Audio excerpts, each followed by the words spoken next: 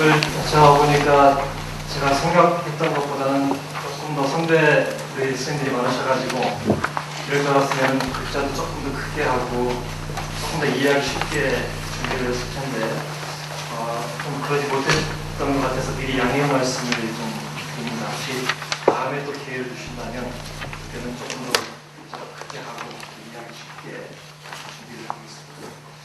오늘 제가 말씀드릴 내용은 그 치매 환자에서 나타나는 행동장애 그리고 심리적인 변화 이런 부분인데요. 노인성 우울증 그리고 알코올의 치매 증상이 또는 기억에 어떤 영향을 미치는가에 대해서 세 가지 주제를 가지고 말씀을 올리겠습니다. PTSD라고 우리가 표현을 하는데요. PTSD는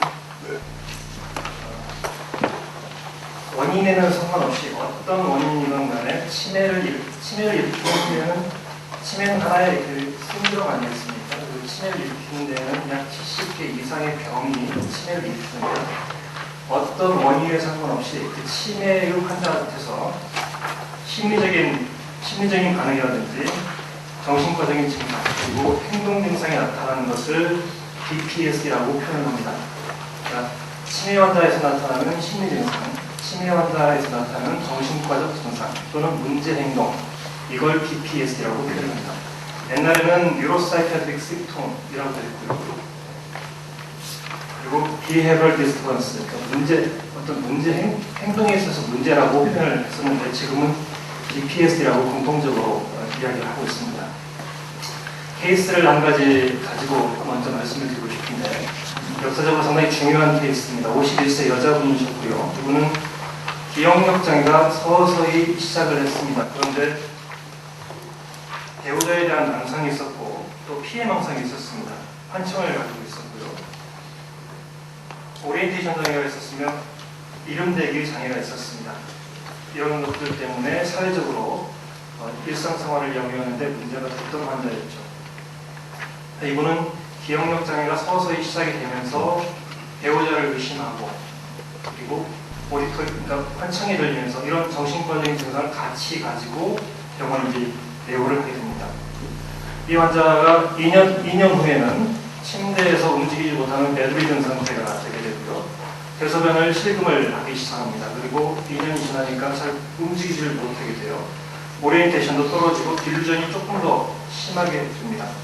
그로부터 2년이 지난 다음에는 피탈 포지션 그러니까 팔과 다리를 플렉션하면서 침대에만 누워있는 그런 상태가 됐고 피딩을 옆에서 도와줘야 되는 상태까지 빠졌습니다. 그런 환자는 굉장히 호스타일했고 소리를 질렀습니다. 결국 이 환자는 이제 4.5년 그러니까 병원에 내원해서 4.5년의 경과가 지난 다음에 돌아가십니다.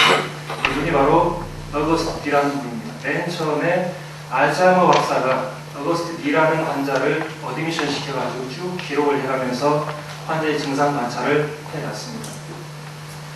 상당히 오래된 케이스이지만 현대적인 개념에 요즘 개념에 있어서 진단 기준으로 봤을 때도 이분은 치매의 진단 기준에 맞아 떨어집니다. 이게 이제 기본적인 치매의 진단 기준인데요. A에서는 여러 가지 기억력 장애라든지 언어 장애, 실행력 장애, 그다음에 인지 에이그노시아 그리고 집행기능의 장애 이런 것들이 인지기능이 서서히 진행을 하게 되죠. 그리고 B번에서는 이러한 증상들 때문에 사회적으로 또는 일상생활에서 장애를 가져오게 됩니다. C번에서는 이런 증상이 이제 서서히 일어나야 되고요. D번에서는 배제 진단입니다. CNS 디지즈라든지 시스템 디지즈, 서브스턴스 인듀스드 이런 것들이 배제 진단이 되면은 치매로 진단을 할 수 있거든요. 이런 진단 기준으로 봐도 그때 어거스트 D는 치매의 진단 기준에 합당한 분이었습니다. 그리고 요즘의 개념에서는 행동장애가 있느냐 없느냐를 따라가지고요. 행동장애가 없는 Behavioral Disturbance가 없는 타입 그리고 있는 타입으로 구분을 합니다. 옛날에는 치매에 있어서 인지기능, 기억력 장애가 가장 코어 심프텀이라고 봤습니다.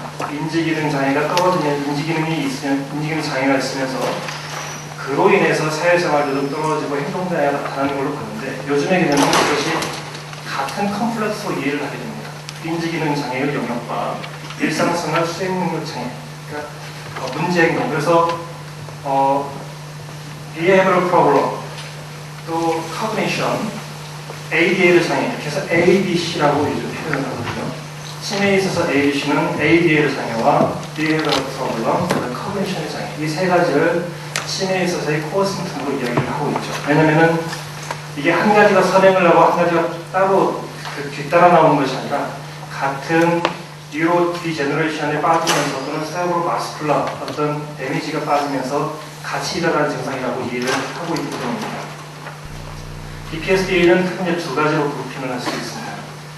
비헤이비어 문제와 사이콜로지컬 시스템.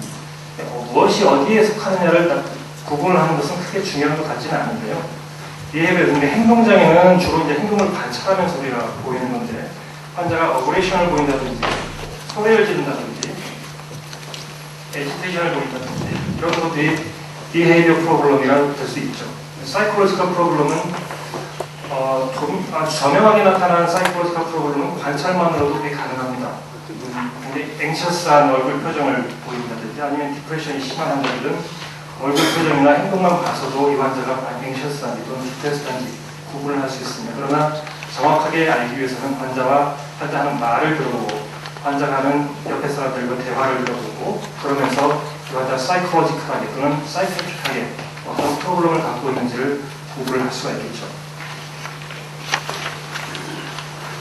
PTSD는 여러 가지 측면에 나타나는데요. 가장 많이 나타나는 것이 퍼스널 체인, 성격의 변화가 나타나는데, 전축적 치매 같은 경우는 이 퍼스널 체인, 인격의 변화가 상당히 초기에 나타나고 거의 모든 환자한테서 나타나는 걸로 되어 있습니다. 알츠하이머 타입의 치매라든지 바스쿨라 치매, 바스쿨라 디멘시아 같은 경우에도 인격의 변화는 거의 다 동반하는 것 같습니다. 행동장애 문제라든지 어그레션, 호스틸리티 이런 게 많이 나타나고요. 일루전이 약 50% 정도 나타나고 misidentification, hallucination 너무 많이 나타나는 그런 증상들입니다.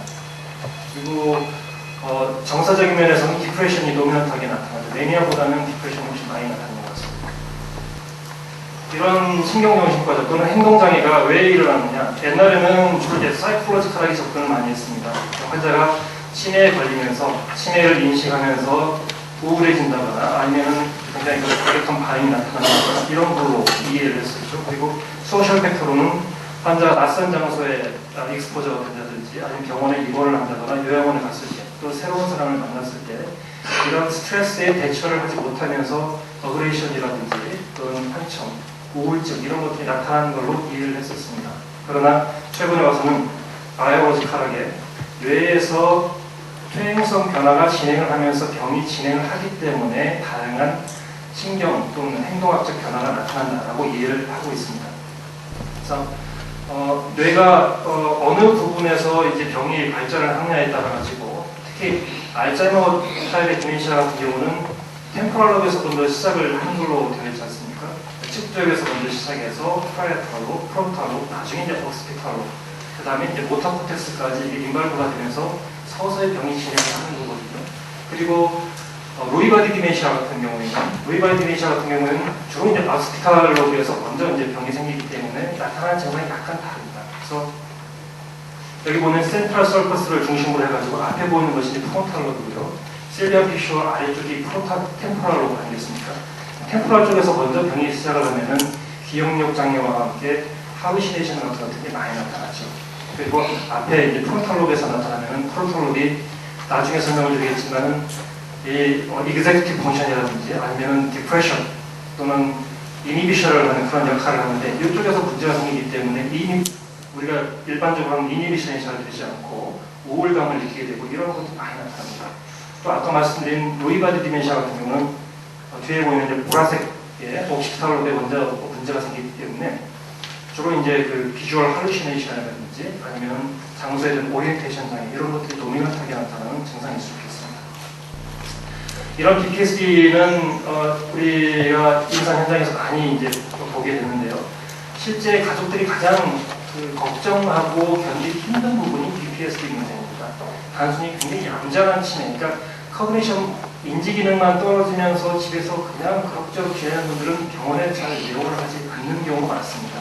그러나 환자의 행동 증상이 심해가지고 소리를 지른다든지 아니면 자꾸 밖으로 나가려고 한다든지 대소변 실금이 많다든지 이런 경우에는 가족들이 항상 붙어있고 감시를 해야 되기 때문에 외출조차도 잘 할 수가 없습니다. 이런 분들이 주로 이제 병원에 많이 와서 빨리 입원을 시키기도 하고 아니면 요양원에 입수하기를 원하는 경우도 많이 있습니다. 그래서 이런 PTSD를 잘 치료하지 않는다면 이 환자가 필요 이상으로 빨리 병원이나 요양소에 입수하는 경우가 생기게 됩니다. PTSD는 잘 컨트롤이 되는 부분이 있거든요. 그러니까 치료를 잘 해서 가급적이면은 이런 딜레이를 시키는 것이 하나의 좋은 치료 방법이 될 수 있고요. 그다음에 라이프 퀄리티가 굉장히 떨어집니다. PTSD가 있으면 환자 자신의 라이프 퀄리티가 떨어지고요. 그리고 이 환자를 케어하고 있는 보호자들의 라이프 퀄리티가 상당히 떨어집니다. 그러니까 어디 아까 말씀드렸던 외출을 할 수가 없죠. 문제 행동이 심해가지고 가스를 가지고 논다든지 아니면은 밖에 나가서 길을 잃는다든지 이러면은 사고의 위험이 있기 때문에 가족들이 마음 놓고 외출을 할 수가 없는 지경이 되고 또 계속 보호자한테 컴플레인을 하면서 반복된 질문을 한다든지 이러면은 굉장히 짜증스러운 그런 경우가 되겠습니다. 케어기버라든지 간호사들, 너싱 스태프도 굉장히 스트레스풀한 상태가 되고요. PTSD를 갖고 있는 환자들이 갖고 있지 않는 환자들보다 훨씬 더 그 일상생활 수행 능력이 떨어지는 것을 알 수가 있습니다. 그렇지만은 이러한 증상들이 일단 조절이 되면은 예를 들어서 인솜니아가 조절이 돼가지고 밤에 잠을 잘 자고 낮에 활동을 하고 데이 나이트 사이클만 잘 맞추어도 낮에 보호자들이 견딜 수가 있거든요. 근데 이게 깨지면은 그 인솜니아가 밤에 잘못 자는 경우라든지 아니면 낮과 밤에 그 수면 자체가 분절이 돼가지고 자다 깨다 하는 분들이 있습니다. 이런 분들은 보호자들이 수면을 제대로 취할 수가 없기 때문에 이런 것은 약으로 컨트롤해서 데이 나이트 사이클만 잘 맞추어도 훨씬 라이프 퀄리티나 또는 일상생활이 도움을 받는 경우가 많이 있습니다. 이제 그 PTSD에 대한 전반적인 말씀을 드리고 이제는 각 병에 대해서 제가 이제 4가지 말씀을 드리는데 4가지는 치매에 있어서 가장 프레벌런스가 높은 그런 병들을 말씀을 드릴 겁니다. 첫째가 이제 알츠하이머 디멘시아가 가장 많겠고요. 그 다음에 바스큘라 디멘시아, 혈관성 치매가 두 번째일 거고, 그 다음에 이제 루이 바디 디멘시아, 루이체성 치매가 프레벌런스가 높다고 되고요. 그 다음에 프론토템포럴 디멘시아, 전두 측벽성 치매 4가지에 대해서 나눠 말씀드리겠습니다. 첫 번째는 이제 알츠하이머형 치매이고요. 알츠하이머형 치매는 신들 잘 아시다시피 서서히 발생해서 이게 미드 스테이지 때는 상당히 진행이 빠릅니다. 그리고 엔드 스테이지 때는 오히려 진행이 천천히 하거든요. 그러면서 환자들이 대개는 초반에 인지 기능이 떨어지는 것을 본인들도 약간 알기 때문에 우울감이라든지 이런 것들이 많이 나타납니다. 정서적인 변화가 커그니션이 많이 떨어지기 전에는 정서적인 변화가 도미넌트하게 나타납니다. 그리고 인지 기능이 조금 더 미드 스테이지에 가면은 행동장애가 많이 나타나죠. 그래서 처음에는 디프레션이라든지 앵자이티, 에이펙트 이런 증상들이 많이 나타나고요. 후반에 가면은 딜루전이나 할루시네이션, 에지테이션 이런 심통들이 많이 나타납니다. 처음에는 이 환자들이 자기들이 인지 기능이 내가 떨어진다는 것을 조금씩은 이제 인식을 하거든요. 인식을 하기 때문에 거기에 대해서 앵셔스해지고 우울해지고 이런 반응들이 많이 나타나죠. 그래서 병리학적으로도 보니까 에지테이션을 갖고 있는 환자하고 가지고 있지 않는 환자하고 비교를 해보면 에지테이션을 갖고 있는 환자들이 알츠하이머 디멘시아에서 특징적으로 나타나는 뉴로피브릴 탱글이라는 조직학적인 병리 소견을 훨씬 많이 가지고 있다는 것이 밝혀졌습니다. 그러니까 병의 세비리티하고 어떤 PTSD 증상하고는 약간의 좀 인과관계가 있다, 코릴레이션이 된다라고도 말씀을 드릴 수가 있겠습니다. 두 번째로 말씀드린 게 바스큘라 디멘시아입니다. 혈관성 치매는 물론 이제 여러 가지 증상이 다 나타날 수 있는데 도미넌트하게 나타나는 것은 정서적인 부분이 많이 나타납니다. 우울감 또는 에이패시, 무기력감, 무감동 이런 것들이 많이 나타나는데요. 바스큘라 디멘시아 환자한테서는 우울증에서부터 매니아의 심통까지 다양하게 나타납니다. 우울감부터 조증까지 나타나게 되는데요. 우리 인시던스를 따져보면은 조증은 많이 나타나는 것 같지는 않습니다. 그는 이제 우울감이 주로 나타나게 되고 우울감과 함께 굉장히 환자들이 정서적으로 이렇게 불안정해요. 이모셔널이 러바일하다고 표현하는데 어떤 때는 웃었다가 어떤 때는 울었다가 조그만 스트레스에 금방 이렇게 자극을 받는 이렇게 정서적으로 상당히 불안정한 그런 정서 상태를 많이 보이는 것이 바스쿨라 디멘시아의 특징이기도 합니다. 이러한 것들은 세레블라 바스쿨라 리전과 조금 이따 그림을 보면서 설명을 드릴 텐데 이것과 관련이 좀 되겠죠. 조금 이따 디프레션 때도 같이 말씀드리겠지만 특히 이제 프론탈 전두엽의 프론탈 코텍스하고 이쪽 이제 베이살 갱글리하고 살라무스하고 패스웨이가 이렇게 루프로 피드백 메커니즘을 가지고 있는데요. 이런 화이트 마타 세럴 코텍스에서 베이살 갱글리아로 가는 화이트 마타 쪽이 바스쿨라 리전에 상당히 취약합니다. 그러니까 DM이라든지 하이퍼텐션을 갖고 있는 환자들이 아테로스클레로틱 체인지가 많지 않습니까? 브레인 쪽에서도 마찬가지죠. 브레인을 서플라이하는 그 바스쿨러처에 크로닉하게 이스케미아가 진행을 하면 굳이 임팍이 딱 발생하지 않더라도 크로닉하게 이스케미아가 진행을 하면 특히 이 화이트 마타 쪽에 문제가 많이 생깁니다. 이 화이트 마타 쪽에 문제가 생기면 커그니션에도 장애가 있고요. 무드 쪽에도 문제가 많이 생깁니다. 그러니까 결국은 바스쿨라 리전을 갖고 있는 분들이 바스쿨라 디멘시아하고 바스쿨라 디프레션하고 거의 패솔로지는 거의 동일하거든요. 그래서 이쪽에 문제가 생기기 때문에 바스쿨라 디멘시아 환자한테서 디프레션이 많이 발생을 하게 되죠. 세 번째 말씀드릴 건 이제 로이바디 디멘시아입니다. 우리체성 치매는 크게 이제 특징적으로 이 환자들이 정리학적으로 이제 로이바디라는 그 경리학적 소견을 보이기 때문에 로이바디 디멘시아라는 명칭이 붙었는데요. 로이바디 치매 때는 인지기능 장애가 플럭추에이션을 보입니다. 어떤 때는 굉장히 좋아 보였다가 어떤 때는 굉장히 나빠 보이고 이런 플럭추에이션을 보이는 경우가 많고 잘 넘어집니다. 잘 넘어지고 그리고 할루시네이션을 많이 보여가지고 사이코틱 심통을 많이 보이는데 앤티사이코틱스를 항정신적 약물을 투여를 하면 거기에 대한 이상 반응이 그러니까 사이드 이펙트가 굉장히 잘 나타나요. 이런 특징을 갖고 있는 것이 로이바디 디멘시아입니다. 로이바디 디멘시아 때는 좀 전에도 말씀드렸다시피 커그니션의 플럭추에이션을 보이면서 특징적으로 비주얼 할루시네이션이 굉장히 잘 나타납니다.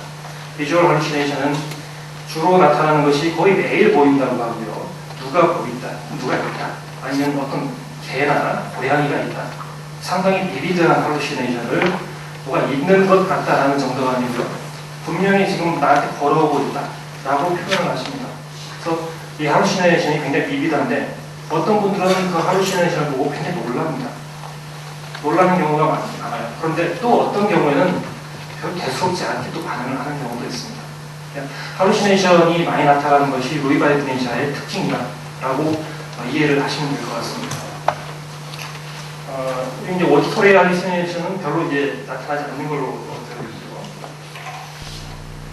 로이바디 디멘시아 때는 아까 말씀드린 것처럼 비주얼 할루시네이션이 도미넌트하게 나타나면서 우울감도 또한 나타나죠. 우울감이 약 40% 정도에서 나타나는 걸로 되어 있고요. 이것은 파킨슨 질환에서 나타나는 것과 거의 비슷한 프레블런스를 보이는 것 같습니다. 알츠하이머보다는 훨씬 많은 숫자에서 디프레션을 보이고 있습니다. 다음은 프론토템포럴 디멘시아에 대해서 말씀을 드리겠습니다. 프론토템포럴 디멘시아를 말씀을 드리기 전에 프론탈 롭에 대해서 조금 이해를 하고 가야 될 것 같은데 센트럴 서커스를 중심으로 해가지고 앞에 있는 쪽이 이제 프론탈 롭입니다. 프론탈 롭인데 요게 이제 색깔로 칠해진 부분이 다 프론탈 롭인데 이 보라색 부분은 이제 모터 코텍스라고 하고요.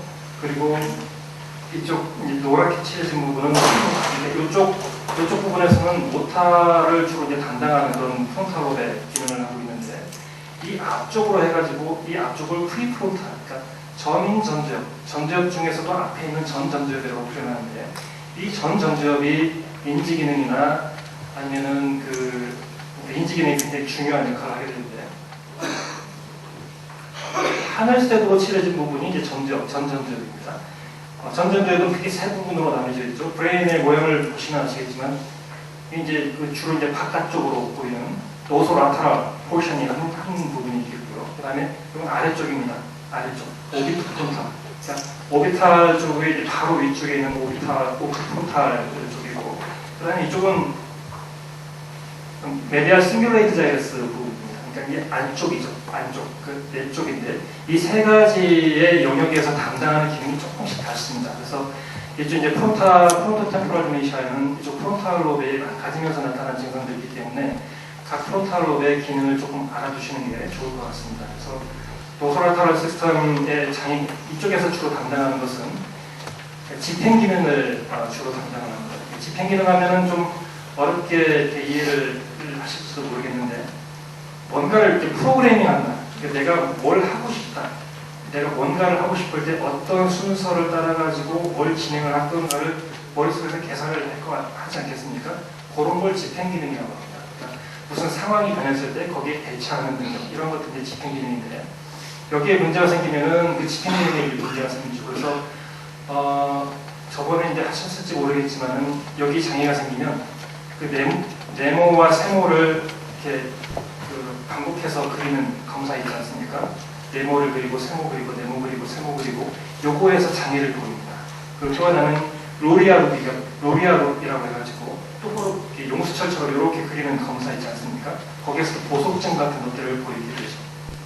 아울러서 이제 어떤 상황이 바뀌었을 때, 그러니까 베드사이드에서 할 수 있는 방법은 예를 들어서 주먹을 넣고 그다음에 칼을 내놓고 보자기를 주먹, 칼, 보자기 옷을 그러면은 이 셋 시프팅을 잘 하지 못하고 굉장히 떠듬떠듬하는 그런 경우를 보게 되는데, 이런 것들은 베드사이드에서 도소라테럴 시스템이 좀 문제가 있구나라고 알 수 있는 그런 검사 방법이 되겠습니다.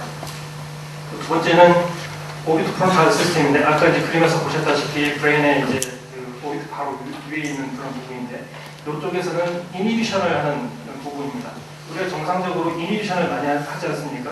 내가 뭐 좋은 음식이 있어도 내 음식이 아니면 먹지 않고, 이런 것은 이니비션을 하는 기능 아니겠습니까? 내가 뭘 하고 싶은 게 있어도 여러 가지 상황을 봐가지고 내가 참아야 된다, 하지 말아야지, 이런 것들이 이제 이니비션 하는 부분인데, 이 이니비션 하는 기능이 풀리게 되면 이제 디스이니비션이 되는 거죠. 그래서 이런 분들은 모든 것이 자기 거고 모든 것이 나한테 열려있는 길이고 이렇게 됩니다. 그래서 수도꼭지가 있으면 그것을 풀어야 되고, 문이 있으면 열고 들어가야 되고, 뭐 음식이 있으면 그걸 먹어야 되고, 이런 쪽으로 이니비션이 안 되는 쪽으로 나타나는 것이 이 오비트 프론탈 쪽에 장애가 있을 때 나타나는 그런 증상들이죠.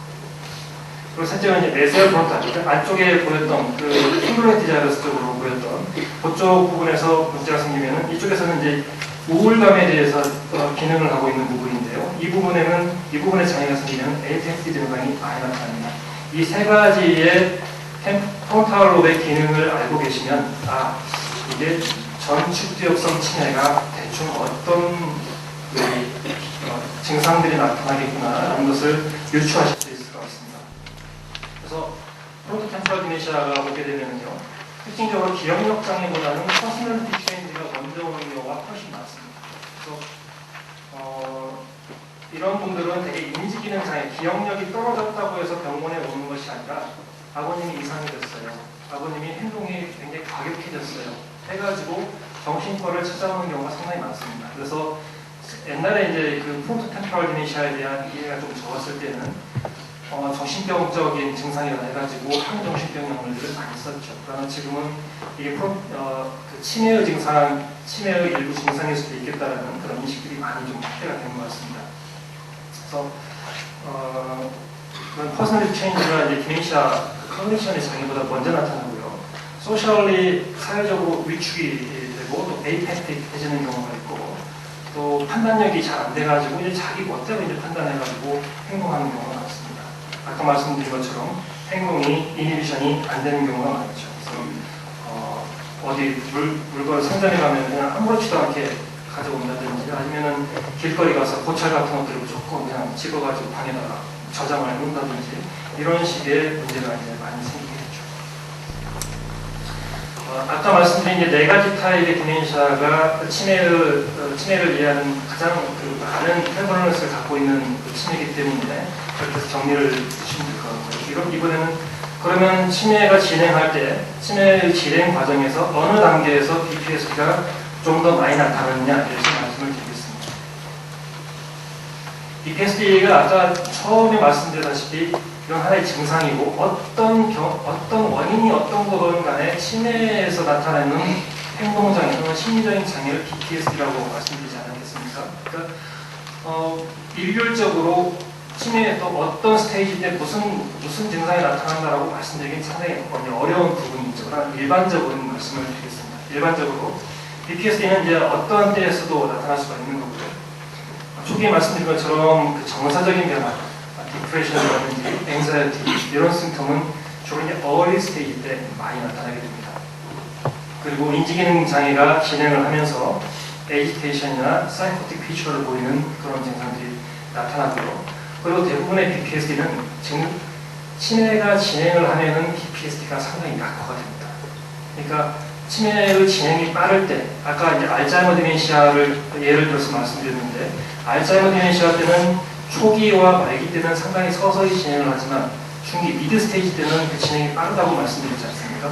이때는 사이코로지컬 또는 비헤이비어럴 프로블럼들이 여러 가지가 나타나는 경우가 많이 있다고 이해를 하시면 될 것 같고, 나중에는 그 맨 처음 그 케이스도 봤다시피 환자들이 모터 에어리까지 이제 장애가 되면은 오히려 PTSD가 줄어들고 거의 나타나지 않습니다. 원더링이나 에지테이션 같은 경우는 상당히 오랜 시간 동안 지속되는 그런 PTSD 중에 하나이고요. 말씀을 드렸지만은 주로 많이 나타나는 그런 행동 증상들이고, 이거는 GDS 글로벌 디티어레이션 스케일링을 하는 것 같습니다. 이제 스케일 2, 3, 4, 5, 6, 7에서 이제 단계가 숫자가 올라갈수록 치매가 단계가 심한 건데 7단계는 거의 엔드 스테이지라고 보시면 되는데 주로 나타나는 것이 4나 5 이때 PTSD 증상이 많이 나타나고 있습니다. 오히려 초반에는 나타나는 것도 있고 안 나타나는 것도 있고 엔드 스테이지에 가면은 거의 다 이런 그 PTSD 증상들이 소멸되고 줄어드는 것을 알 수가 있습니다. PTSD를 과연 어떻게 측정을 할 거냐? 요건 이제 PTSD를 측정하는 것은 여러 가지 스케일들이 많이 나타나 있습니다. 임상 현장에서는 사실 스케일을 해가지고 이게 환자가 PTSD가 지금 어느 정도다 또는 어떤 문제가 있다를 하는 경우는 거의 없고요. 되게 이제 연구를 할 때 많이 쓰는 스케일인데 그 중에 이제 한 가지는 좀 알고 아시는 게 좋을 것 같아서 가운데 있는 이제 Neuropsychiatric Inventory NPI라고 하는 이 NPI는 우리 국가 사업으로 하는 이제 세라드 K에도 세라드 밑에 있는 세라드 K에도 좀 일부가 이제 들어가 있는 그런 부분들인데요. NPI에 대해서는 조금 설명을 드리겠습니다. NPI는 치매 환자들한테 많이 나타나는 행동장애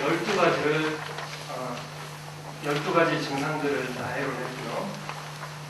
치매 환자의 가족 또는 간병사를 대상으로 해서 스케일 점수를 매기는 겁니다. 약 15분 정도 소요가 되고요. 증상이 일단은 존재하느냐, 그 증상이 얼만큼 많이 나타나느냐, 또 얼만큼 시비하게 나타나느냐, 이것을 찾아가지고 점수를 매기는 겁니다. 나타나는 것이 이제 12가지 항목입니다. 망상, 환각, 초전화 공격성, 우울감, 불안, 다행감, 무감동증, ASA입니다. 탄업질, 아까 말씀드린 이니비션이 잘 안 되는 거죠. 과민, 불안정한 거, 이상 운동 증상이 나타나는 거, 그 다음에 수면장애가 나타나는 거지, 식욕이 식탐이 있는지 아니면 식사를 못하는지 이런 것들을 가지고 있다, 없다. 있으면은 얼마나 자주 나타나는지, 얼마나 심각하게 나타나는지, 요걸 이제 점수를 내리는 겁니다. 그래서 이제 한 가지를 예를 들어서 첫 번째 망상에 대해서 보겠습니다. 이것은 이제 검사집에 다 나와 있는 내용을 제가 그대로 옮긴 겁니다. 망상에 대한 항목은 사실이 아닌 것을 사실이라고 믿습니까? 예를 들어서 사람들이 자기를 해치려고 한다든지 무엇을 훔쳐간다고 주장하십니까? 또는 가족을 다른 사람들이라고 믿거나 자기 집이 아니라고 믿습니다. 이건 이제 읽어주는 겁니다. 저나 또는 다른 검사자가 간호사, 간병사나 가족한테 읽어주는 거죠. 그래서 단순히 의심하는 정도가 아니라 실제로 그렇다고 확신하십니까? 이렇게 물어보는 거죠. 그래서 아니요 하면은 다음 항목으로 그냥 넘어가면 되고요. 예, 그런 사실이 있습니다 하면은 세부 항목으로 넘어가는 겁니다. 세부 질문을 보면은 이 세부 질문들은 어떻게 뽑았느냐면은 환자들이 망상에서 많이 경험하는 것들, 치매 환자들의 망상에서 많이 보이는 증상들을 가지고 문항을 만들어 놓은 겁니다. 다른 사람이 혹시 환자분을 해치려고 한다고 환자가 믿고 있습니까? 퍼시큐트리 딜루전이 있습니까? 라는 질문입니다. 다른 사람들이 환자의 물건을 훔쳐간다고 믿고 있습니까? 또는 배우자가 바람을 피운다고 믿고 있습니까? 제로시 타입의 딜루전에 대한 체크이죠. 모르는 사람이 자기 집에 살고 있다고 믿습니까? 배우자가 가족을 다른 사람이라고 믿고 있습니까? 자기 집을 다른 사람의 집이라고 믿고 있습니까? 가족들이 자기를 버린다고 믿고 있습니까? TV나 잡지에 등장하는 인물들이 현재 집에 있으면서 나와 생활하는 것처럼 그렇게 믿고 있습니까? 이런 것들은 치매 환자한테 많이 보이는 내용의 딜루전입니다. 많이 나오는 내용에 그냥 뽑아놓은 것이 아니라 치매 환자한테서 많이 나오는 내용의 딜루전을 항목으로 하나하나 짚어가지고 그렇습니까? 아닙니까? 물어봐서 그렇다고 대답을 하면은 그다음에는 어느 정도로 그런 것이 나타나나요? 일주일에 1회 미만이면 봅니다. 그 다음에 하루에 한 번 이상이면 굉장히 자주 나타나는 거라 해서 스케일링을 하는 거죠. 그리고 이러한 증상들이 망상이 있지만 해가 되지 않을 정도인지 아니면 망상이 심해서 생활에 장애가 될 정도인지 그리고 이런 망상 때문에 약을 먹어야 할 정도인지 이런 것들을 세비리티를 평가하는 겁니다. 마지막으로는 이런 행동들이 보호자의 버든에 대해서 물어보는 거죠. 보호자한테 얼마나 고통이 됩니까? 그래서 고통이 전혀 되지 않는다 해서부터 고통이 매우 심하다까지 스케일링을 하는 거죠. 그래서 다시 이제 표로 돌아가면 망상에 대해서 그렇게 쭉 질문을 했습니다. 만약에 망상이 없습니다 하면은 가격을 딱 치고 그 다음 항목으로 넘어가면 되겠죠. 망상이 있습니다. 망상이 있는데 이 어느 정도로 자주 나타납니까? 그러면 하루에 한 번 이상 나타납니다. 빈도에다 4점에다 동그라미를 딱 치는 거죠. 이런 망상 때문에 얼마나 일상생활에 장애가 심합니다. 굉장히 심합니다. 도무지 그냥 집에서 누가 뭘 훔쳐갔다고 해가지고 며느리하고 맨날 싸우고 며느리가 지금 전전긍긍하고 있습니다. 심각도는 3이 되겠죠. 그러면 심각도 곱하기 빈도 곱하기 심각도입니다. 여기는 12점이 되는 겁니다. 12점이 되는 거니까 12개 항목에서 모두 다 12점을 맞는다면 144점이 되겠죠. 만점 스케일은 144점, 굉장히 심한 경우고 이런 경우가 전혀 없으면 다 아니오면 0점으로 제외되니까 0점에서부터 144점의 스케일이 되는 겁니다. 그러니까 이렇게 해서 하시면 되고요. MPI Q로 해가지고 좀 아까 것은 굉장히 좀 복잡하고 또 시간도 15분이라는 시간이 짧기도 하지만 임상 현장에서 또 짧은 시간 아니기 때문에 간단하게 망상이 있다 없다 그리고 심한 정도가 어느 정도다 보통의 정도가 어느 정도다 해가지고 내가 스케일링을 하는 방법이 있습니다. 이런 것들은 치매 평가 검사를 비롯한 여러 가지 검사집에 나와 있는 것들이기 때문에 관심 있으시면 그래서 보시면 될 것 같습니다. 치매 환자한테서 딜루전의 가장 많은 타입 5가지. 아까 그 체크된 체크리스트에 있는 것들. 사람들이 물건을 훔쳐간다. 계속 싸우는 거죠. 왜 내 거 훔쳐갔느냐. 내 거 찾으러 다니는 것도 막 돌아다니고 이런 행동들을 다룰 수 있고요. 집이 내 집이 아니다. 집에 있으면서 내 집이 아니기 때문에 내 집을 찾아가야 되겠다. 원더링 비헤이비어 또는 짐을 싸가지고 밖으로 나가는 그런 행동하고 관계가 되어있습니다. 배우자가 사실은 내 배우자가 아니다. 이 지금 마누라가 내 마누라가 아니고 다른 사람이 지금 내 마누라 행세를 하고 있다라고 이야기하는 거죠. 그리고 나는 버려졌다. 어벤더먼트, 버려졌다는 유기에 대한 그런 인피델리티. 배우자가 지금 바람을 폈다. 이게 이제 특히 이제 할아버지 환자들한테 굉장히 많이 나타나는 그런 것들입니다. 할머니들은 별로 안 나타나는 것 같아요. 인피델리티. 할아버지 환자들한테는 아무래도 이제 세가 코텍스는 망가지지만은 코텍스 이하의 프리미티브한 그런 것들은 살아있지 않습니까? 그러니까 그런 것들이, 그런 충동들이 자꾸 일어나서 그런지 할아버지들이 훨씬 더 많이 나타나는 것 같습니다. 그다음에 이제 지금은 각 PTSD에 대해서 이제 하나씩 지금 소개를 드린 겁니다. 할루시네이션은 디멘시아 환자한테서 약 50% 약간 미만에서 나타나는 걸로 되어 있고요. 특징적으로 비주얼 할루시네이션이 오디토리 타입보다 훨씬 많습니다. 그리고 아까 말씀드린 것처럼 로이 바디 디멘시아에서는 아주 도미넌트하게 80% 정도까지가 나타나는 거고, 치매 전체적으로 봤을 때도 비주얼 타입의 할루시네이션이 훨씬 많은 걸로 들어있습니다. 그리고 오디토리 할루시네이션은 약 10% 정도 되어 있고, 나머지의 올팩토리 이런 타입의 할루시네이션은 상당히 드문 걸로 알려져 있습니다. 그러면 노인한테 이런 사이코틱 심통이 나타났을 때 우리가 말하는 정신과에서 말하는 스키조프리니아 정신분열병하고 어떻게 다른가? 알츠하이머 디멘시아에 나타나는 사이코시스에서는 스키조프리니아에 비해서 그 망상의 체계가 별로 체계적이지 않습니다. 그러니까 조각조각 나 있고 누가 뭘 훔쳐갔다 해도 그 다음날 가보면은 또 다른 사람이 또 훔쳐갔다고 하고, 그러니까 아주 집요한 그런 디루전보다는 디루전 자체가 이렇게 상당히 좀 비장하지도 않고 또 잘 짜여져 있지도 않는 거고요. 할루시네이션 보면 비주얼 타입의 할루시네이션이 훨씬 많고, 또 사이코시스의 패스트 히스토리는 거의 없습니다. 그리고 레미션이 잘 돼요. 약을 쓰면은 치료의 반응이 상당히 좋습니다. 그리고 그렇기 때문에 상당히 오랫동안 치료를 해야 되는 경우는 별로 없죠. 좀 짧은 기간 동안에 치료를 하게 되고, 엔티사이코틱스는 젊은 환자에 비해서 한 4분의 1 정도를 쓰면 됩니다. 노인 환자한테 나타나는 스키조프리니아에서도 젊은 성인 환자의 한 하프 도스 정도를 쓰거든요. 한 절반 정도를 쓰기 때문에 그보다 더 적은 용량으로 치료를 한다고 생각을 하시면 될 것 같습니다.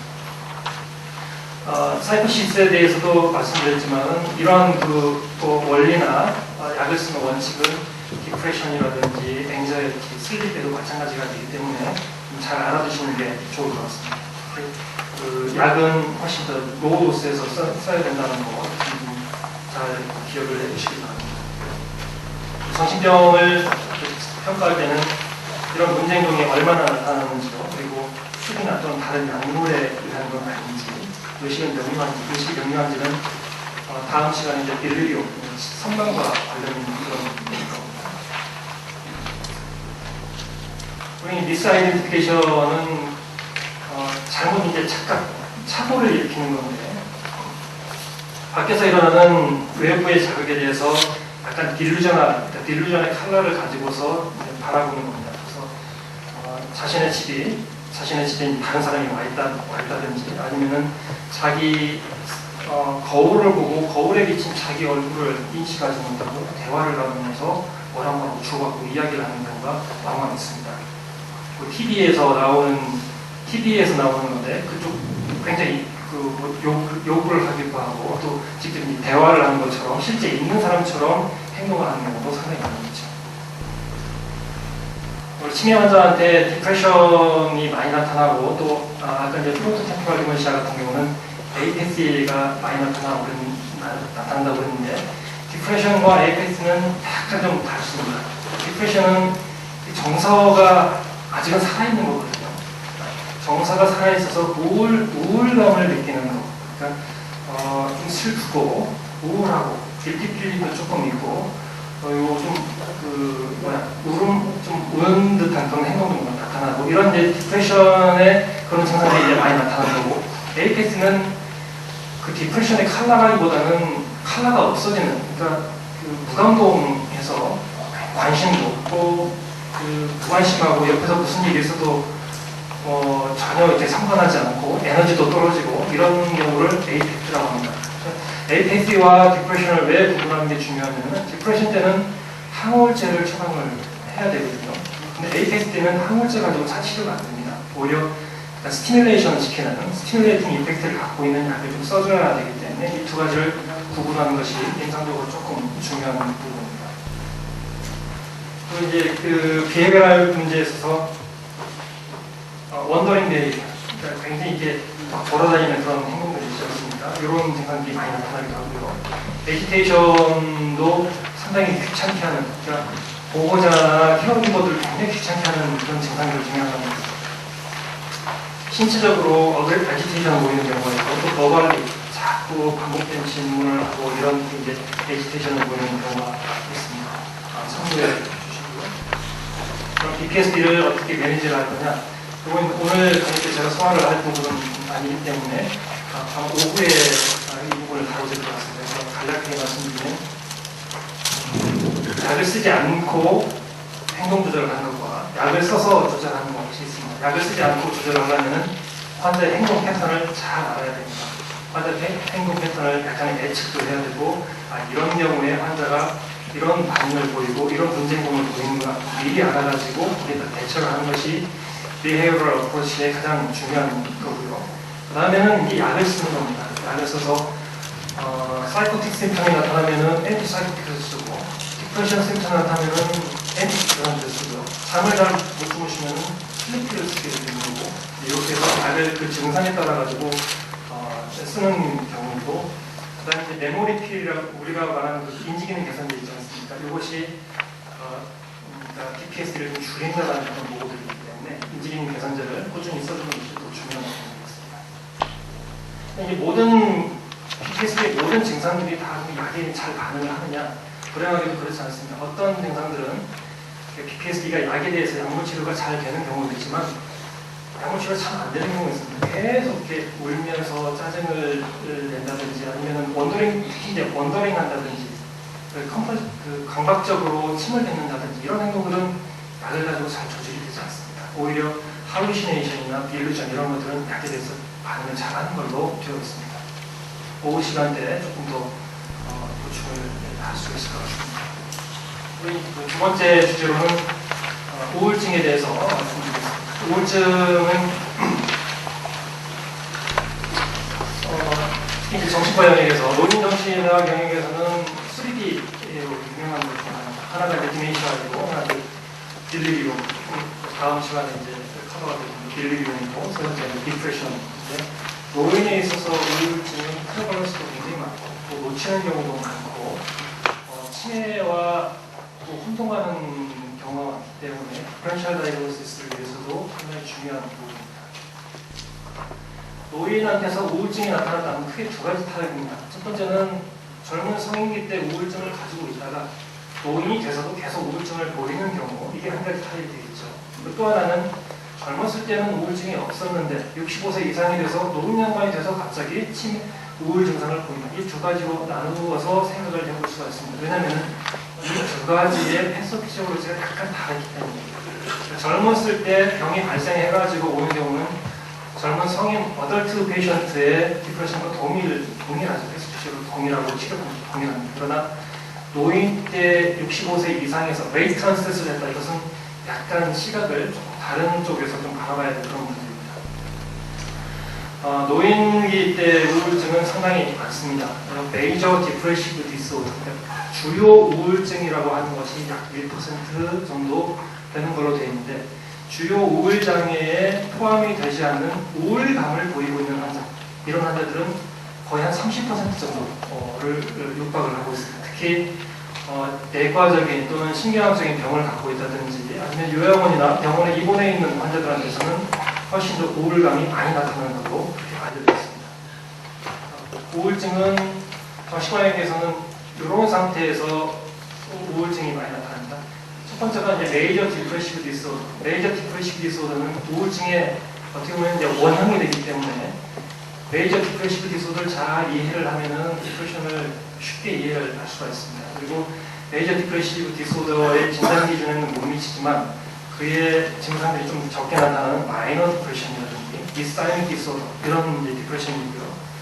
조울증 때, 조증과 우울증이 번갈아가면서 나타나는 조울증 때 나타나는 우울증이 있고, 그 다음에 적응장애 때 우울감과 같이 나타나는 우울증이 있습니다.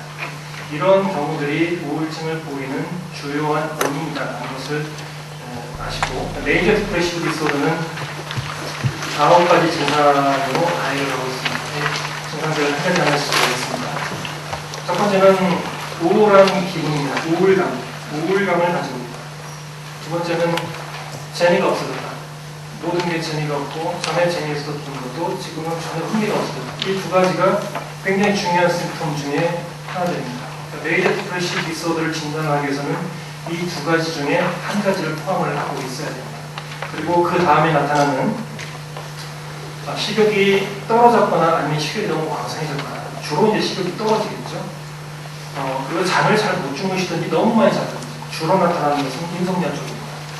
사이코모터 에지테이션을 보인다거나 리타데이션을 보인다. 이것은 상당히 많이 에지테이션을 보이기도 하고 리타데이션을 보이기도 합니다. 에너지가 떨어져 있고, 그리고 자기는 무가침감을 느끼면서 죄책감을 느끼게 되고요. 8번이 이제 노인 영역에서는 중요한데 커그니션, 그러니까 인지 기능 자체가 이제 떨어지는 경우가 많이 있습니다.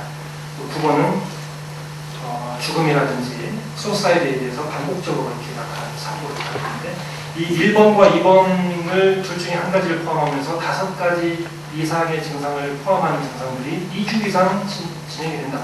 이때는 주요 우울증이라고 우리가 진단을 합니다. 그러면은 여기에는 못 미치는 우울증들이 또 있지 않겠습니까? 이런 경우에는 마일드 디프레션이라든지 아니면 서브클리니컬 디프레션, 서브트레스홀드 디프레션이라고 우리가 표현을 하는데, 이런 것들도 상당히 중요한 게, 진단 메이저 디프레시브 디스오더의 진단 기준은 못 미치고 나중에는 이런 남자들이 MDD, 그러니까 메이저 디프레시브 디스오더로 빠지는 경우가 많기 때문에 스크린을 잘하는 것이 필요하겠습니다. 주로 이제 지금 말씀드린 레이트 언셋 디프레션, 그러니까 노년기 때 나타나는 우울증의 특징을 보면은 패밀리얼 텐던시, 그러니까 패밀리얼 히스토리가 거의 없는 게 특징이고요. 당연히 이제 패스트 히스토리도 없겠죠. 근데 우울증의 증상이 상당히 비특이적으로 나타납니다. 이렇게 여기저기가 이제 아프다고 표현을 하죠. 내가 병원에 와서 내가 우울하다 이렇게 말씀하시는 분은 거의 없습니다.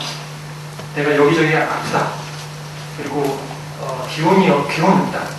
또 몸이 여기저기 걱정이 된다. 이런 이제 하이콘드리아칼한 그런 네이처를 보이고 있기 때문에 이런 것들을 디프레션과 거의 동등한 그런 증상들로 디프레시브 이퀴밸런트라고 우리가 표현을 하면서, 이런 신체적인 증상들로 우울감이 마스킹되어 있다고 해가지고 마스크 디프레션이라고 표현을 합니다. 아마 학교 다닐 때 다 이렇게 들어보셨던 통들일 것 같은데, 이렇게 나타나기 때문에 노인 환자한테 주의를 해야 될 게 디프레션을 잘 진단을 못하는 경우가 있습니다. 그러니까 내가 우울하고 자꾸 자살에 대한 충동이 일어나면서 죽고 싶으면 딱 보면 디프레션이잖아요. 이렇게 환자가 표현하는데 디프레션을 놓칠 분들은 거의 없겠죠. 그러나 여기저기가 아프고 요즘에 그냥 재미도 없고 또 내 몸에 암이 생긴 거 아니라 걱정스럽고 잠이 잘 안 오고 그러면은 이걸 디프레션이라고 연결시키기 위해서는 임상적인 경험이 조금 필요합니다. 그래서 진단을 잘하는 것 자체가 굉장히 중요하고요. 인지 기능이 떨어져 있어가지고 조금 있다가 설명되어 있지만 슈더 디멘시아라는 오명을 쓰고 있는 병 중에 하나입니다. 그리고 디프레션이 디멘시아로 상당히 많이 빠지게 돼요. 레이던스 디프레션을 치료를 하지 않으면 나중에 디프레션이 진행을 하면은 이게 리버서블 하게 불가역적으로 치매에 빠지는 경우가 있기 때문에 그 디프레션 반드시 치료를 해야 됩니다. 아까 PTSD에서 말씀드렸지만 정신과 인력뿐만 아니라 모든 노인을 보게 되면은 환자를 메디컬 어프로치만 해서는 안 됩니다. 사이코, 바이오, 사이코, 소셜. 바이올로지컬하게 환자한테 어떤 변화가 있는지, 또는 사이코로지컬하게 환자한테 어떤 노년에 대한 변화가 있는지, 또는 소셜 이벤트가 어떤 게 있는지, 바이오, 사이코, 소셜한 것을 다 같이 이제 여러 가지 측면에서 어프로치를 해야 노인 환자는 제대로 볼 수가 있고 디프레션도 다르지 않습니다. 그래서 특히 이제 바이올로지컬한 건 조금 이따 말씀드리겠지만, 사이코소셜하게는 노인환기가 되면 로스에 대한 상실감에 대한 것들이 기본적으로 깔려있다고 봐야 되죠. 그러니까 점점 나이가 들어가고 몸이 기력이 떨어지고 옆에 있는 사람들이 죽어가고 친구들을 잃어가고 친지를 잃어가고 이런 게 이제 또 경제적으로도 조금 더 어려워지고 이런 로스에 대한 경험들이 많기 때문에 이런 것을 잘 이해를 좀 해주고 같이 공감을 표현해야 그런 되는 부분이 많이 있습니다. 우울증에서 생각할 때 노멀 에이징 이펙트하고 환자들이 여러 가지 내과 질환이나 디멘시아, 파킨슨 또는 앵자이티라든지 서브스턴스 이런 코모비드한 것들이 관리 있는지, 또는 이런 코모비드 동반된 질환을 치료하는 약제 때문에 혹시 우울증이 악화되는 거 아닌지를 항상 염두에 둬야 돼요. 그러니까 노인들은 선생님들 잘 아시겠지만 한 가지 질환만 가지고 오는 경우 거의 없지 않습니까? 대개는 서너 가지의 병을 갖는 뿐만 아니라 우울증에도 코그니션이 떨어지는 걸로 알고 있고요. 디프레션과 디멘시아와 관계를 보면은 디프레션이 나타나서 나중에 디멘틱해지는 경우는 디프레션이 나타나서 디프레션이 이제 먼저 모드 증상이 나타나고 그 다음에 커그니션이 떨어지는 것이 이제 순차적으로 이렇게 오는 경우가 많은데 디프레션이 시작한 다음에 수년 이내에 디멘시아로 빠지는 경우가 상당히 많이 있습니다. 그러니까 그 우울증은 좀 잘 저기에서 좀 치료를 꼭 해달라는 걸 말씀을 드리고 싶고요. 항우울제를 쓰면은 항우울제 자체가 엔티디멘틱 이펙트가 또 있습니다. 그 히포캠파 그 해마 쪽에 그런 조직들을 좀 보호하는 뉴로프로텍티브 이펙트가 있기 때문에 그 우울증에 대한 치료를 잘 하시기를 권유를 드립니다.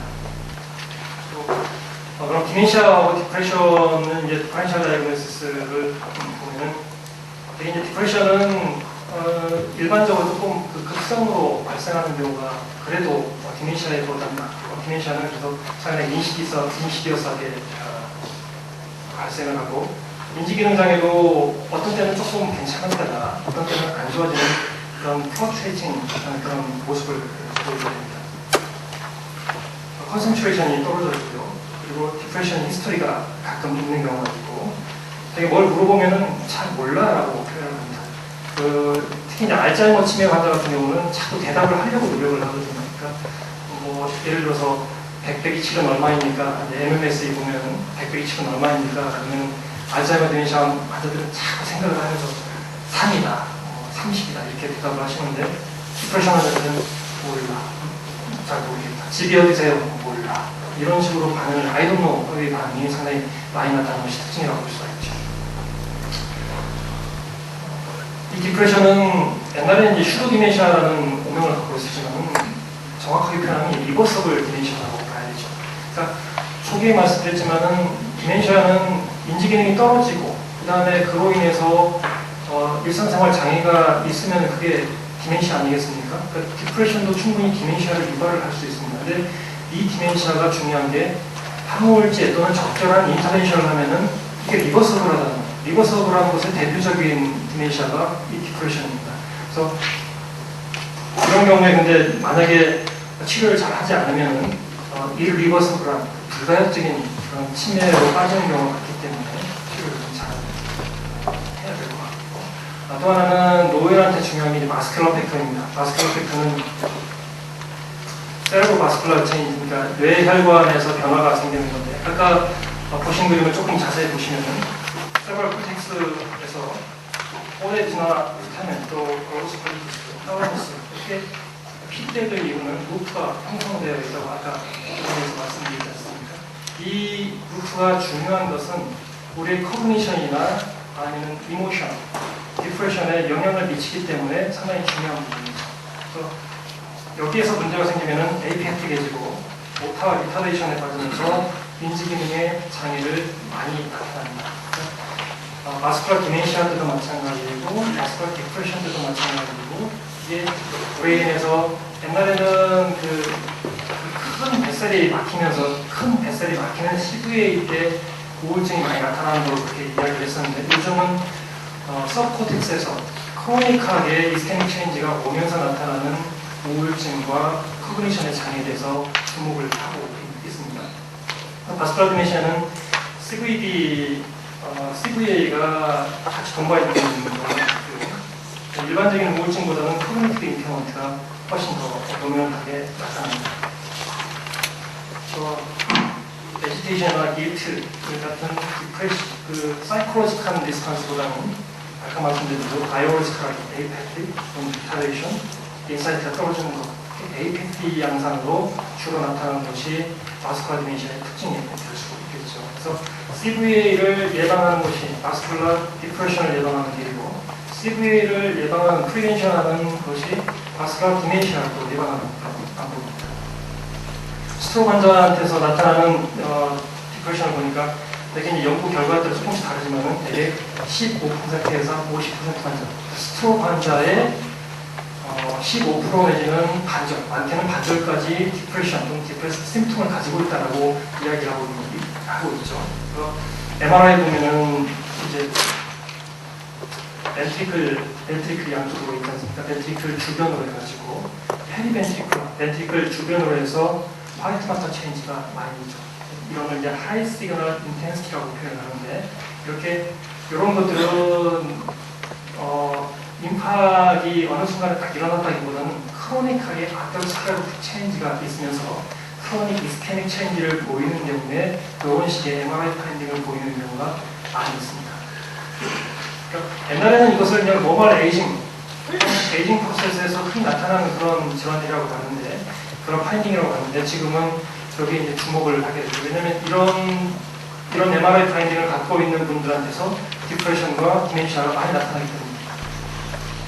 그래서 다시 한번 정리를 하자면 마스쿠라 디프레션 같은 경우는 CVD가 같이 있고, CVD의 리스크 팩터가 될 수 있는 하이퍼텐션, EM, 하이퍼콜레스테롤이나 같은 질환들이 동반되어 있는 것 같죠. 그리고 메디케이션에 대해서 반응이 조금 떨어집니다. 리커도 작아고요. 그리고 크로닉 코스로 진행하는 경우가 많습니다. 그러니까 노인 양반들한테서는 이 바스쿠라 디프레션이 많기 때문에 특히 저런 MRI 파인딩을 갖고 있으면서 좀 에이펙틱해 보인다 그러면은 항우울제를 좀 오래 써야 되겠구나. 다음에 또 리커럴 가능성이 많이 있겠구나. CVD를 같이 프리벤션 해야 되겠구나. 이런 것들을 같이 머릿속에 가지고서 그렇게 어프로치를 해야 되겠죠. 노인한테서 많이 나타나는 바스쿠라 디멘시아이기 때문에 이쪽에 대해서는 특히 치료에 대해서 반응을 하지 않고 오래 치료를 해야 된다는 것은 잘 기억을 좀 해주시기 바랍니다. 여러 가지 이제 질환들을 써놨는데 굉장히 많은 질환들이 디프레션을 일으킬 수가 있습니다. 그리고 더 많은 약제들이 또 디프레션을 악화를 시킬 수가 있습니다. 고혈압에 있는 약이라든지 카디오바스큘라, 또 파킨슨이라는 드러들, 호르몬 증세 이런 것들이 다 우울증을 야기시킬 수 있는 거기 때문에 이런 것들을 다 고려를 하다 보면은 쓸 약이 없습니다, 사실은. 근데 정말 어떤 경우는 이 약이 혹시 환자의 디프레션에 영향이 있는 게 아닐까 제가 찾아보면서 내가 지금 쓰고 있는 약 중에 혹시 조절할 것들은 조절을 하시면 좋은 방법이 될 수 있을 것 같습니다. 네. 한 가지 또 중요한 부분이 수어사이드예요. 수어사이드는 노인들한테서 약 2배 정도 나타난다고 합니다. 노인 병원이나 요양원 이런 데서는 프레버런스가 좀 떨어지는데 특히 이제 지역사회, 농촌에서는 상당히 큰 문제가 되고 있습니다. 그래서 대개 경우는 여러 가지 문제가 있겠지만 디프레션이 수어사이드를 일으키는 가장 많은 원인이라고 알려져 있고요. 노인 양반들의 특징이 아까 디프레션도 말씀드렸지만 자기의 감정 상태에 대해서 말하는 것을 상당히 꺼려하고, 그래서 자기가 죽고 싶다라는, 죽음에 대해서는 이야기를 하지만 죽고 싶다, 내가 죽으려고 한다는 것을 오픈시켜서 이야기를 잘 하지 않는 데 문제가 있습니다. 그리고 특히 남성 같은 경우에 조금 더 극단적인 방법을 많이 쓰죠. 젊은 정신과 의사이기 때문에 정신과들을 치료하면 젊은 여자 환자들은요, 이 제스처가 많아요.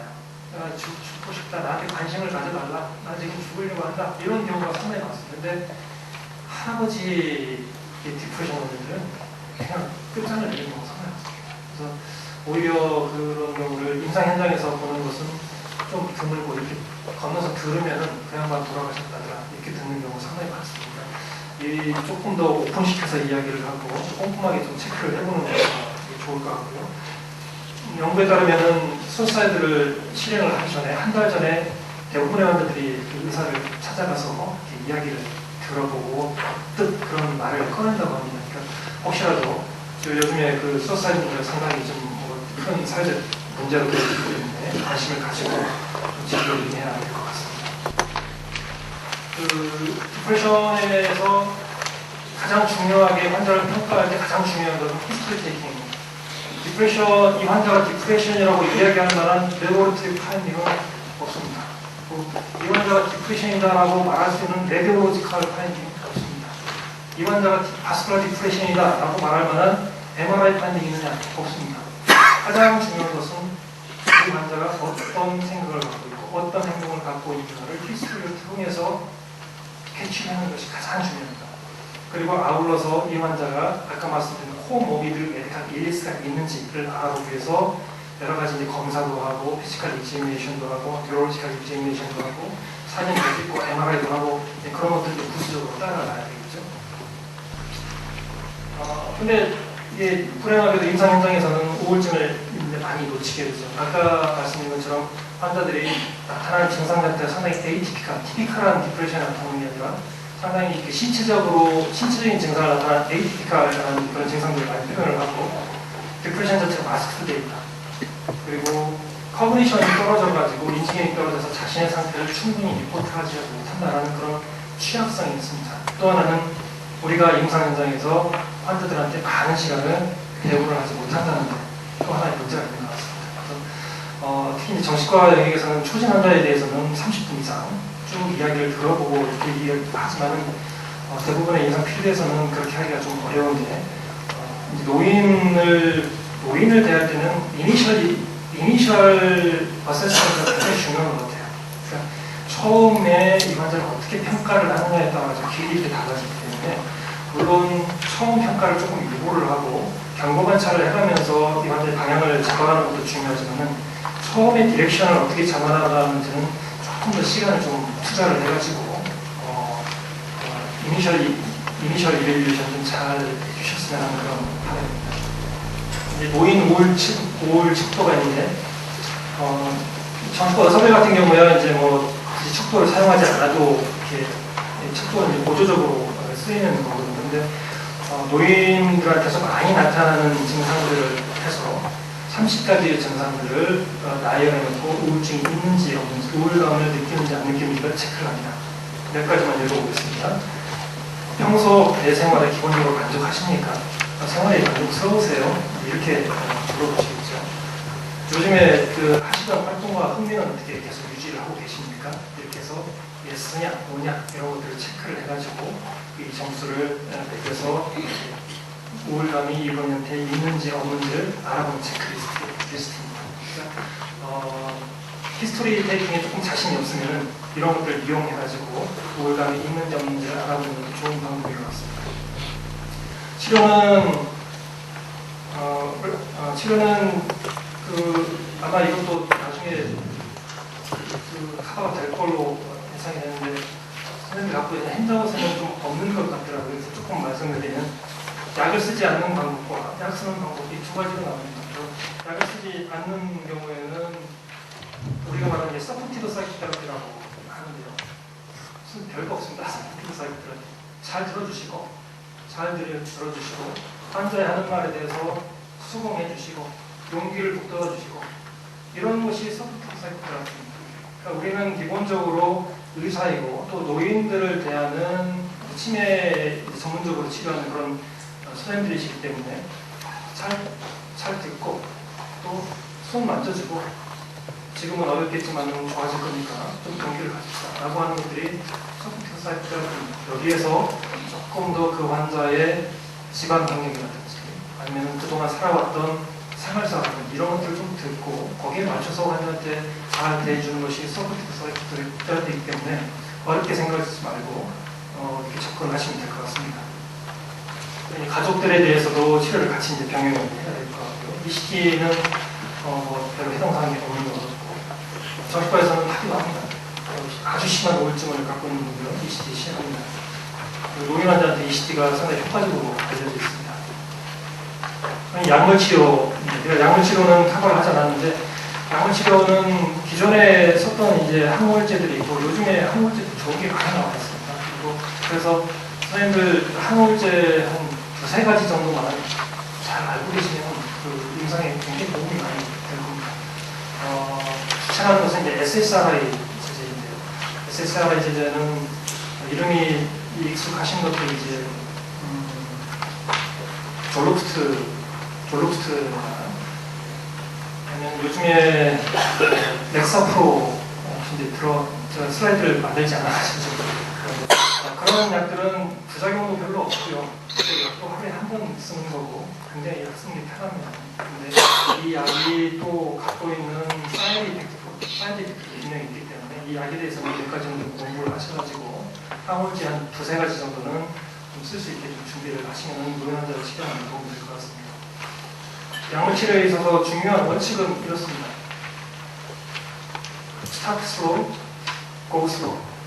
그러니까 성인 용량이 1T라면은 거의 하프도스 내지는 4분의 1 정도의 도수로 시작을 하는 것이 원칙입니다. 그러니까 처음에 시작도 천천히 하고 약을 올리고 치료의 반응을 보면서 하는 것도 천천히 하는 것이 좋습니다. 왜냐하면 노인분들한테는 젊은 사람들은 에피카시가 가장 큰 이슈가 되거든요. 효과가 있느냐 없느냐.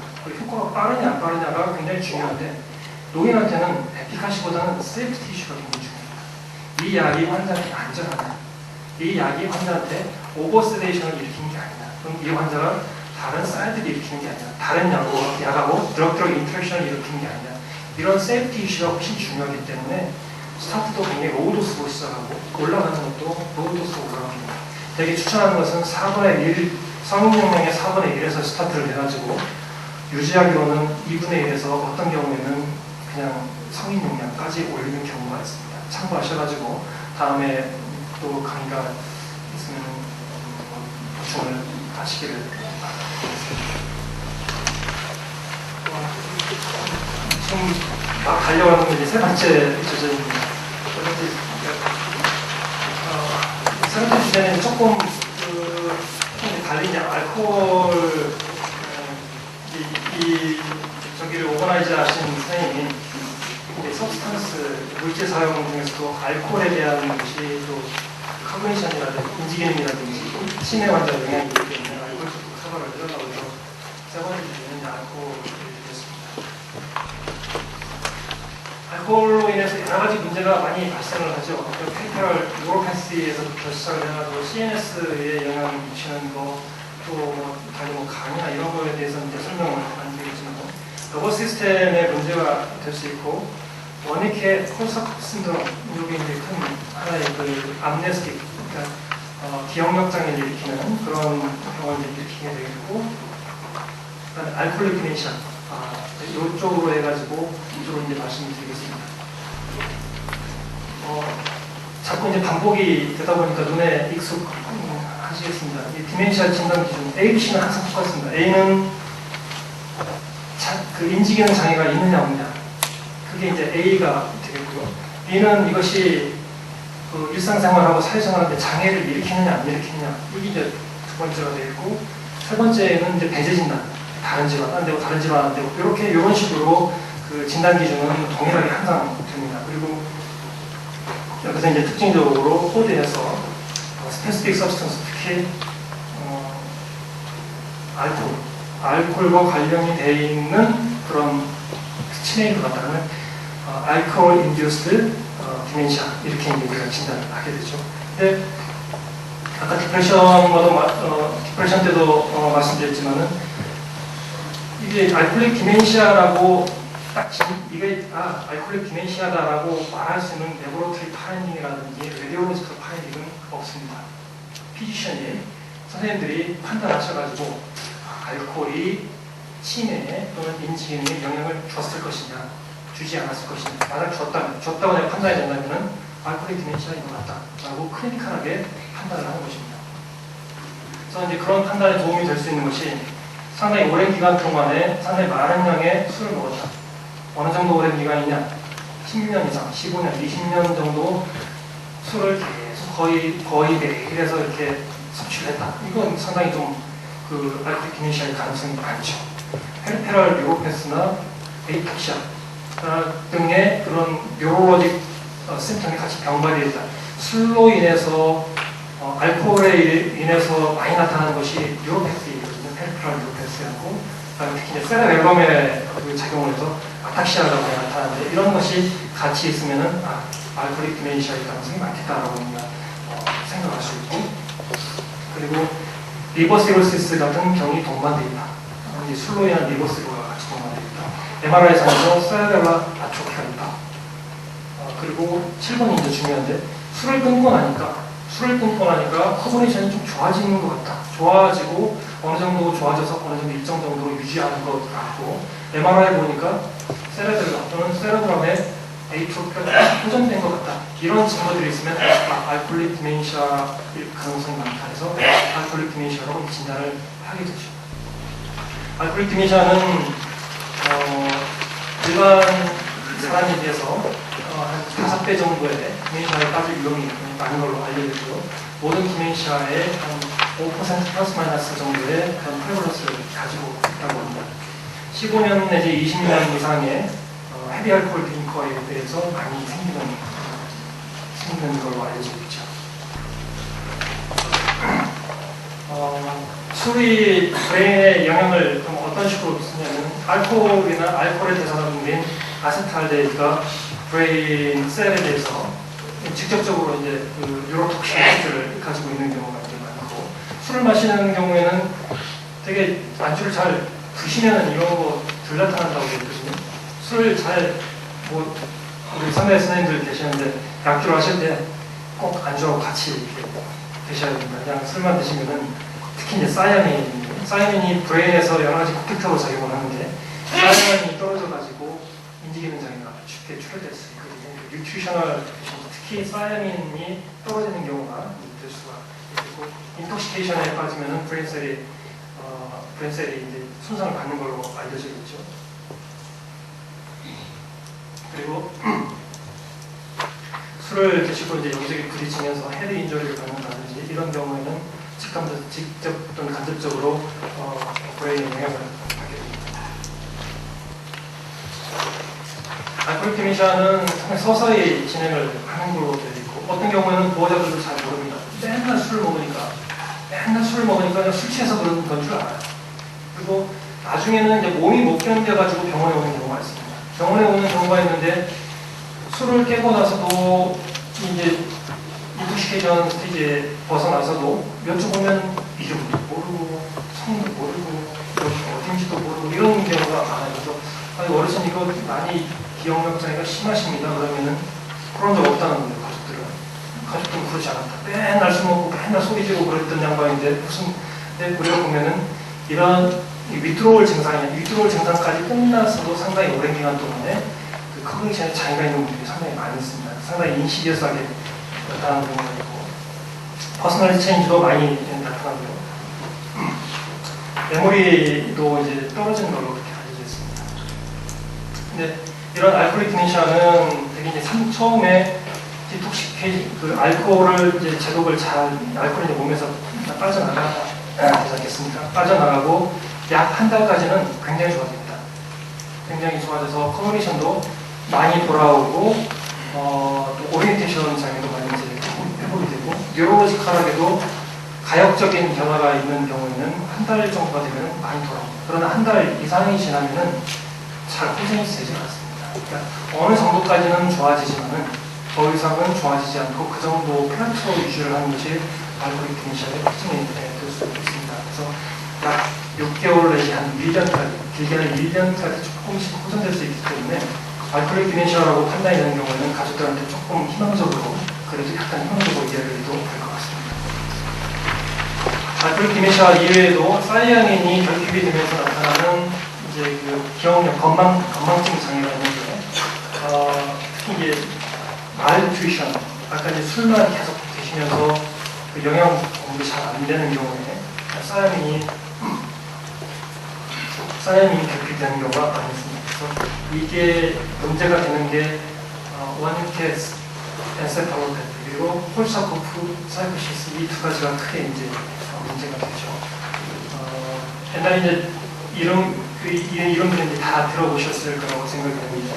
원유케라는 사람이 알코올릭 환자하고 보미팅이 심한 환자를 보게 됐는데, 이런 환자들이 아이본 무브먼트에 장애를 갖고 있으면서 아타ksi아를 보이고 그 멘탈이 컴퓨스돼 있는 그런 경우를 관찰했습니다. 그래서 이 환자들에 대해서 이제 기술을 쭉 했죠. 그리고 조금이 지난 다음에 콜사코프라는 분이 뉴로패시하고 같이 있는 그 암네스틱 신드롬에 대해서 관찰을 하게 됩니다.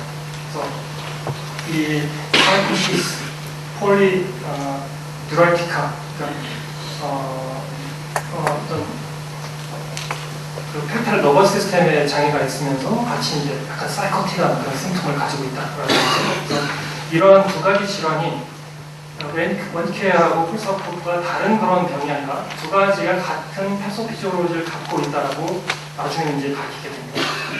그래서 크게 원케어 엔세팔로패스는 세 가지의 임상 특징을 가지고 있는데 눈동자의 안구 운동이 니스타그모스 등을 보이면서 옵살모플레지아를 보이는 경우가 있고요. 세워오면은 잘 쓰지를 못합니다. 심한 경우에는 서 있지를 못하고 잘 걷지를 못하죠. 아탁식 게이트를 보이고 탄덴 게이트를 시켜보는데 문제가 발생하고 반드시 중심을 보여주면서 아탁시아를 보이는 경우가 있고 심한 경우는 컴퓨전 세미코마까지 보이는 경우가 있습니다. 이때 치료를 잘하지 못하면 사망하는 경우가 있습니다. 엔세팔로패스는 원캐스 엔세팔로패스는 에큐트 스테이지 때 나타나는 증상이고 폴서코프는 상당히 크로닉하게 진행되어 있을 때 나타나는 증상이라고 이해를 하시면 됩니다. 그 두 가지 병의 원인은 똑같고요. 그러니까 급성기 때 환자가 술에 많이 취한 상태에서 왔다. 그러면은 알코올 인톡시케이션이나 아니면은 원캐 엔세팔로패스가 아닌가 의심을 해봐야 됩니다. 조금 이따가 치료편에서 다시 말씀드릴게요. 이 폴서코프 신드롬은 상당히 크로닉하게 오래 진행된 경우에 메모리가 장애가 있는 겁니다. 대개는 의식의 장애는 없죠. 얼러트한 멘탈 스테이트를 갖고 있으면서 기억 장애가 있고 컨퍼블레이션이라고 하는 작환증이라고 하는 증상을 보입니다. 작환증은 환자가 이쪽 기억하고는 기억을 하는데 가운데 기억을 잘 못해요. 가운데 기억을 자기가 막 말을 지원해서 말을 하는 겁니다. 그래서 작화증이라고 표현하는데 처음에 딱 들으면 이게 진실인지 아니면 지어낸 말인지 잘 구분을 못하죠. 상당히 그걸 뜻하게 이야기합니다. 이제 한번 그 증상에 대해서 환자의 이게 컴파블레이션이구나를 알게 되면은 그 컴파블레이션이 자꾸 리피트되고 또 약간 성질을 변하면서 반복해서 나타나는 것을 알 수가 있습니다. 컴파블레이션이 상당히 특징적인 증상 중에 하나일 수 있습니다. 그래서 치료에서 중요한 것은 아까 원익케스 엔세팔로패스는 응급입니다. 내게 집단들이 이런 상황을 접할지는 잘 모르겠는데 정신과 환자들은 술에 많이 취해가지고 왔는데 이런 증상이 있습니다. 사이아닌을 바로 IV 해가지고 인젝션을 해야 됩니다. 그렇지 않으면은 잘못하면 환자의 생명이 위협을 받을 수 있습니다. 사이아닌을 IV로 50ml에서 100ml 정도까지 수일 동안에 이렇게 투여를 해야 되고요. 그리고 나서는 환자의 증상이 어느 정도 좋아지면은 이제 오랄로 그 사이아닌을 계속 드리드하고 영양 관리를 잘해서 식사를 잘 할 수 있도록 보조를 하는 것이 중요합니다. 원캐스 엔세팔로패스 때 모탈리티가 10 내지 20% 정도 되는 것이 하이리스크 상태입니다. 당연히 뉴모니아나 세프세미아 같은 걸로 돌아가시는 경우가 있고 아까 이제 3대 증상이라고 말할 때는 그 옵살모플레지아나 그 에탁시아 이런 컨퓨전 같은 경우는 상당히 빠른 시간대 사이아닌을 치료를 하면은 며칠 빠른 경우는 몇 시간 이내에 또 며칠 이내에 호전이 되는 경우가 상당히 있습니다. 그렇지만은 호전이 되지 않고 레지dual 심통이 나타나는 경우도 한 60% 정도 이렇게 되는 걸로 알려져 있습니다. 폴서코프의 80% 정도는 크로닉 폴스를 진행을 하는 걸로 알려져 있고요.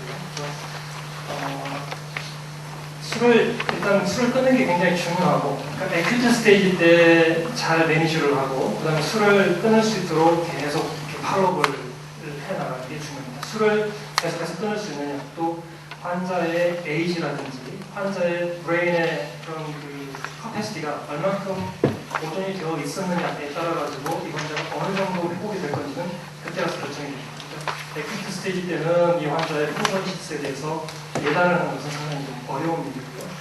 에큐트 스테이지가 지나고 난 다음에 병의 경과를 그래도 한 3, 4주 정도는 지켜보면 알코올릭 디멘시아 또는 콜서크로 하겠구나 판단을 하시면 될 것 같습니다.